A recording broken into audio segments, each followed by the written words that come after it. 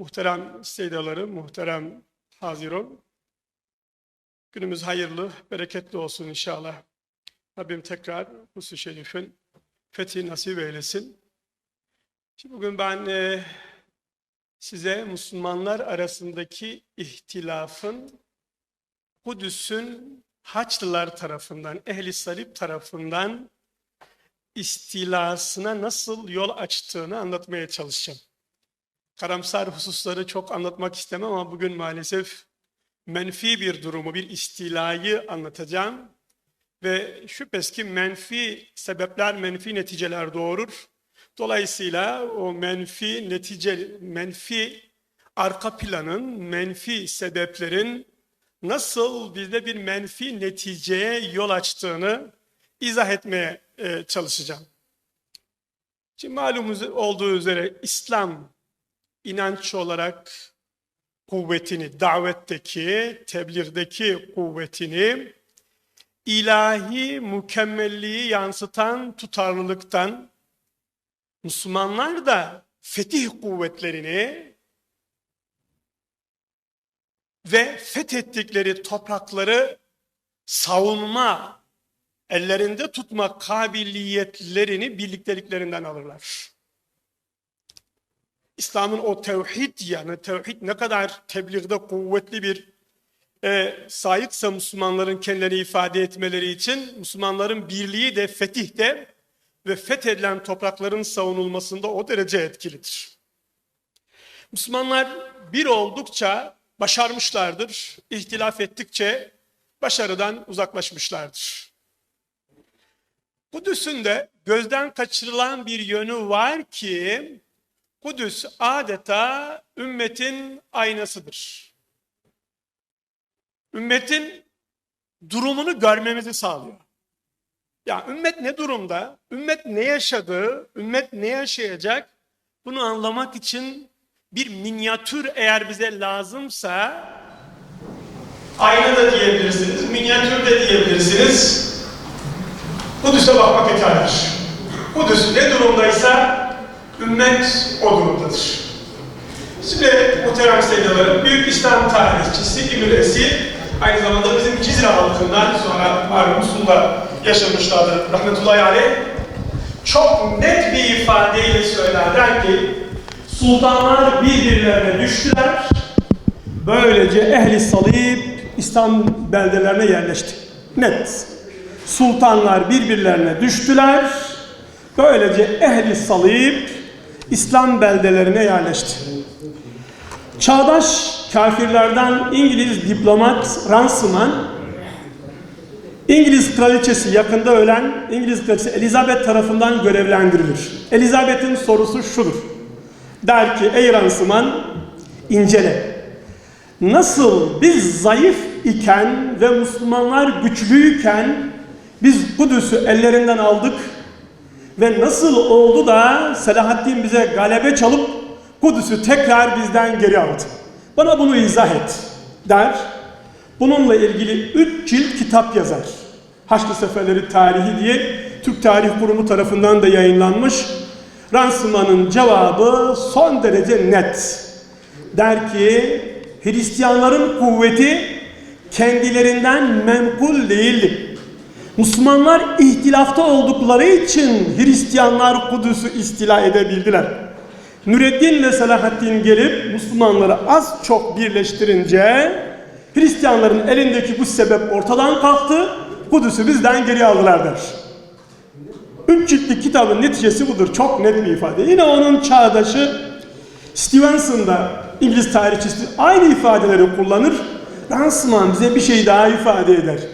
Der ki Haçlılar da bunun farkındaydılar. Şunu öğrenmişlerdi. Bu Müslümanlar ihtilafta olunca Hristiyanlar onlara galebe çalabiliyor. Bu Müslümanlar ittifak edince Haçlılar onlara yeniliyor. Bunun farkındaydılar. Ki Müslümanlar da bunun farkındaydı. Şimdi Müslümanlar arasındaki ihtilafın 2 yanı vardır. Böyle inşallah haddimi aşmadan ifade edeyim. Birinin Kudüs günceliyle bir alakası yoktur. Uzun bir arka planı vardır. Diğer bir kısmı ise bizzat Kudüs'le alakalıdır. Her ikisini de size anlatmaya çalışacağım inşallah. Haritamızda duvara yansıdı, oradan da ifade ederim. Şimdi Kudüs'ü aşan yönü neydi Müslümanlar arasındaki ihtilafın? Malum olduğu üzere Hz. Resul-i Ekrem sallallahu aleyhi ve sellem ilahi emirler doğrultusunda iman, ibadetler, İslam ahlakı, İslam hukuku ve İslami hedefler üzerine buluşmuş, kenetlenmiş bir ümmet inşa etti. Ümmetin esası ki birliğe dayanır ve bu birlikte üstünlük takvadadır. Burada Resul-i Ekrem sallallahu aleyhi ve sellem ilahi emirler de olsa asabiyeti reddetti. Irk üzere bir buluşmayı değil, iman üzere bir buluşmayı tesis etti. Sonra sosyal olarak da gençler, kadınlar ve azatlı köleler diye 3 sınıf Müslümanın iradesini yönetime kattı. O güne kadar Arapların tanımadığı bir iradeydi bu. Kadın iradesi, genç iradesi ve azatlı köle iradesi. Bununla yine zenginle yoksul burada aynı safta buluştu. Uzatmadan ifade edeyim. Neticede ortaya bütünleşmiş bir ümmet çıktı. Fakat Hulefai Raşidin, Allah cümlesinden razı olsun, bunu sürdürdüler. Ama sonraki dönemde saltanat geldi. Saltanatın ilk bize yansıması ümmetin reayasıyla, halkıyla yönetimin ayrışması oldu. Ümmetle, sıradan Müslümanla yönetim arasında duvarların girmesi oldu. Bu bizde ilk ayrışmadır. Saltanatın bizde üzerinde konuşulmayan bir neticesi bu Müslümanları ihtilafa düşürdü. Sonra aynı dönemde mevali sınıfı dediğimiz Arap olmayan Müslümanlara yönelik bazı nahoş uygulamalarla karşılaştık. Abbasiler dönemine geldiğimizde ise bu sosyal bölünme daha da aşırıya gitti. Örneğin Müslümanların zikir ehli, sufileri ayrıştı, alimleri ayrı bir tarafa gitti. Alimlerin de bir kısmına filozof dendi, bir kısmına sadece alim dendi. Biz gittikçe bölündük. Askerler, has askerler, memluk askerler diye farklı sınıflara bölündü. Ümmet kendi içinde sınıfsal olarak bölündü. Siyasal olarak da aynı dönemde coğrafik sınırlar olarak da tavaif devletleri ortaya çıktı. Her bir İslam devleti başka bir her bir İslam coğrafyası adeta başka bir devlete büründü.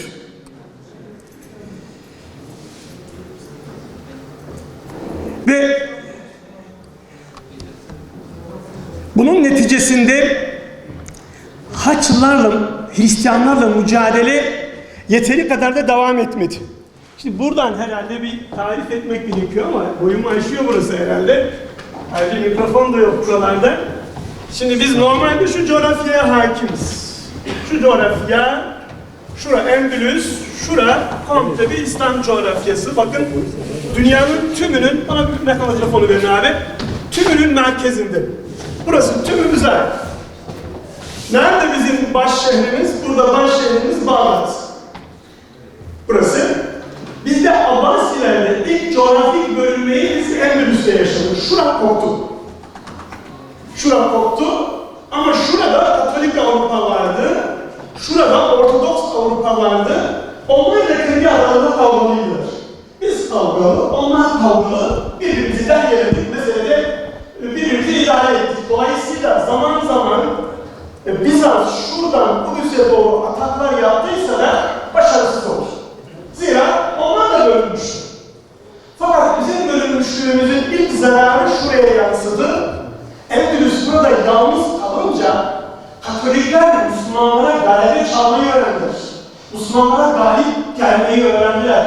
Şu Hristiyan Avrupa, Fransa'nın bilmem ve diğerlerinin göründüğü taraf.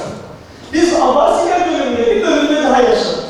Şimdi Abbasiler Türk unsuru, Acem unsuru önemsediler ama Arap unsuru ihmal ettiler. Ve bu Arap unsuru içinde İsmaili dediğimiz bir mezhep oldu.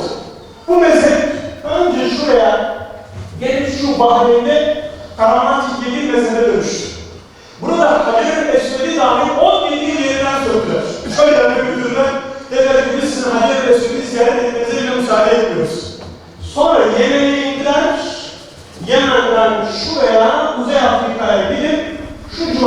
devlet kurdular. Başta bize umut verdiler bu İsmaililer, dediler ki Avrupa'yı üstüne vereceğiz. Avrupa'ya bir cihat hareketi başlattılar. En üstüne mensuplarını biliyorsun da buna Tanrı'dan ettik, yıllar hareket yapacaktır. Ama ilk anda biz Sicilya'yı kaybettik. Bu arada Abbasi Emevi İtilafı'nda hem devam ederken Kıbrıs'ı da kaybetmiştik. Katolik Avrupa deniz üzerinden Kudüs'e yaklaştı. Ve şu Mısır'daki İsmaili devlet Bağdat'a doğru sürekli ataklar yaptı. Bağdat'ta bir şey daha oldu hocam. Bugün çok kötü şeyler söylüyorsunuz diyeceksin maalesef. Bağdat'ta bu Beyhilerin iktidarı ortaya çıkmıştı. İsmail'lere yakın bir yapı onlarda. Böylece hilafet de kendi içinde hilafet ve saltanat diye ikiye bölündü. Şimdi daha önce hilafet saltanata dönmüştü. Şimdi o saltanata dönüşmüş hilafetimizden saltanat koptu. Bizim Bağdat'ta bir ikilik doğdu ve bu böylece bizim Müslümanların hak hukukunu koruyacak birliğimiz dağıldı. Şimdi hemen sonuç kısmına doğru gidiyorum inşallah. Şurada İslam alemi için bir umut doğdu. Büyük Selçuklu Devleti ilk kurulduğunda şu coğrafyada Gazi Devleti gibi mühim bir devleti yıktı. Ama zamanla şuralara doğru, batıya doğru gelip birliğimizi sağladı ve dedi ki bu Alparslan alanında gelsin, ben Kahire'ye gideceğim, bu Fatimi Devleti'ni de yıkacağım, İsmail Devleti böylece Müslümanları birleştireceğim. Ama kendisi Urfa yakınlarında iken Fatımilerle işbirliği halinde olan Bizans İmparatoru Roman Diyojen Horasan'a bir yana doğru harekete geçip kendi başkentini ele geçirmeye çalıştı. Bunun üzerine Müslümanlar bir oldular, Malazgirt'te bir araya gelip Roman Diyojen'i yendiler. Ve İstanbul orduları gelip şuraya İzmir'e kadar yerleştiler. Şu İstanbul'un yanı başındaki İzmir'e kadar yerleştiler. İşte bu noktada Hristiyanlar uyanmaya başladı. Bizans İmparatoru Alexius Ortodoks'tu, Katolik papasına başvurdu ve tekfir ediyorlardı. Ortodokslar Katoliklere kafir, Katolikler Ortodokslara kafir diyorlardı. Gidip dedi ki biz bir olmazsak Müslümanlar Avrupa'yı alacak. Bizim yöremizdeki Ermeniler, hani papazlık teşhir edip o da papaya gitti. Dedi ki imdat Müslümanlar hepimizi perişan edildi. Bizim yöremizdeki Süryanilerin bile oralara ulaşma ihtimali var. Tarihte ilk kez Hristiyan birliği kuruldu. Biz de bölük bölüştük. Şurada, özür dilerim, şurada bir Bağdat halifesi var. Geç daha önceden hani bu eğitimler ortadan kaldırılmış ama Bağdat'ta Abbasi halifesi var. Şurada farklı bir imamı var. Şurada bir Endülüs var. Bu farklı bir imamın özelliği İslam dünyasının iki Endülüs yakasını ayırmasıdır. Burası ve şurası birbirine temas kuramıyor. Arada bir şurayı bölüyor. Şimdi haç birleştiler. Nereden geldiler diyeceksiniz? Tam şu hattan geldiler. Şu İstanbul'a geldiler. Şurayı kullandılar. Anadolu Selçukluları ve diğer birliklerini kurup onları buralarını bir perişan ettiler ama yenemediler. Gelip Urfa'yı ele geçirdiler. Urfa mukaddes bir şehir Ermenileri elinde o süreçte. Sonra Antakya'ya ele geçirdiler. Antakya'da ne vardı diyeceksiniz? Eyvah eyvah. Suriye Selçukluları diye bir devlet vardı.